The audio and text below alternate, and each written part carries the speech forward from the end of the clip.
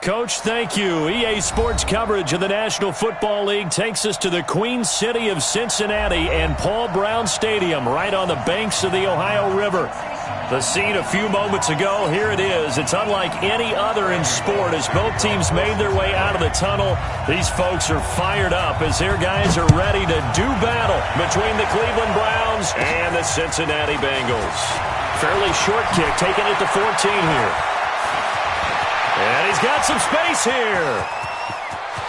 Weaving through traffic, and now he's free. And all the way in. Touchdown, Cleveland.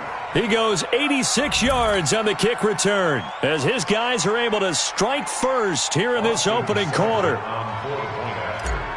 And that right there is how you silence the home crowd. All week long in preparation, visiting teams talk about it. Okay, we've got to start fast. We've got to take the crowd out of it, as you just talked about there. We've got to control the ball early. And in this case, forget fast start. This is a blazing start. What they've talked about all week is their offensive unit doing that. Not necessarily the guys returning the opening kickoff, but believe me, they'll take this. This fielded a few yards into the end zone. And all that worked, but he stopped where he ultimately would have been had he simply taken a knee, and that's the 25-yard line.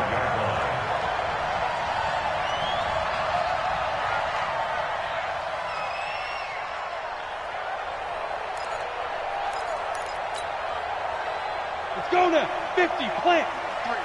Mike. Rip right.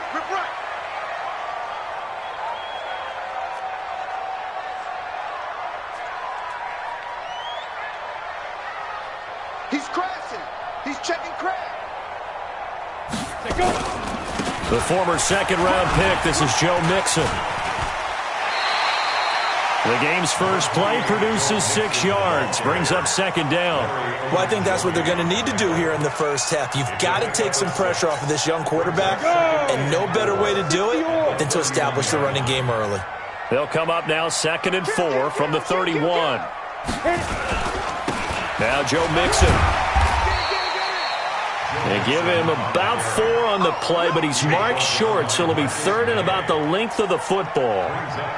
Typically, we think it's the strong safeties that are better tacklers, especially closer to the line of scrimmage amidst traffic.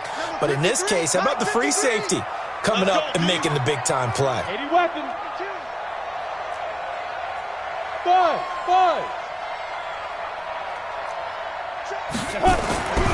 On 3rd and short, they'll try and pick it up through the air. He gets this in the hands of Mixon. And he'll lose yardage. Brought down at the 32. Losing 4 yards that time. And now it's 4th down.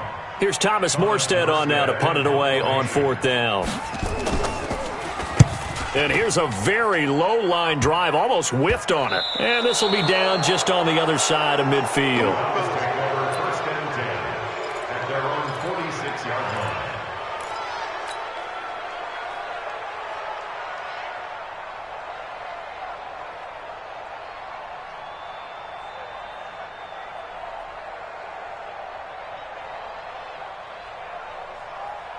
For the Browns, good starting field position as they have it 1st and 10 at their own 46.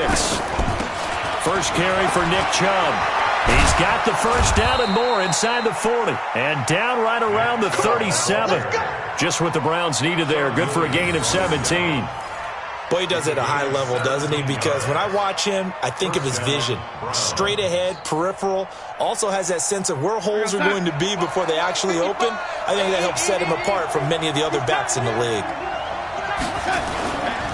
They run again on 1st down. Chubb making the play defensively, Carl Lawson. They tried a quick hitter inside, but that one was swallowed up because what they're hoping, those big defensive linemen will take the bait and move laterally and open up a crease that they can run through. Didn't happen on that play. From the 35 on 2nd down, Darnold getting the sack, the big D tackle, Geno Atkins. Partner, we had their game last week where they had 6 sacks, so a little bit more momentum here again in the first quarter. And last week it appeared that they were coming out of sprinters blocks, chasing the quarterback. So how do they continue that? How do they keep making it happen? Different looks, different disguises, different angles that they chase it. They were so disruptive last week. We'll see what the trend is here as we go forward. This is caught. It's Cooks. And all the way inside the 15 before they drop him. A big 30-yard play on third.